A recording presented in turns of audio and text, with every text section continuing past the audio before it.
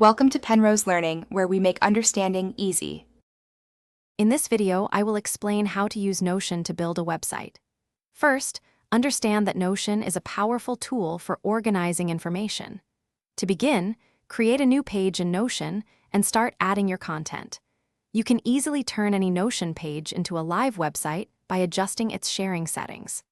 This initial setup is straightforward, allowing you to quickly establish your online presence with minimal effort.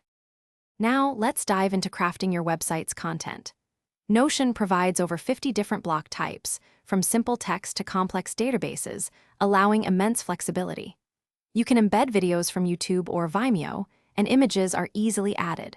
Structure your information logically using headings, toggles, and linked pages. A well-organized site ensures a smooth experience for every visitor, making your content accessible and engaging. Publishing your Notion website is incredibly simple.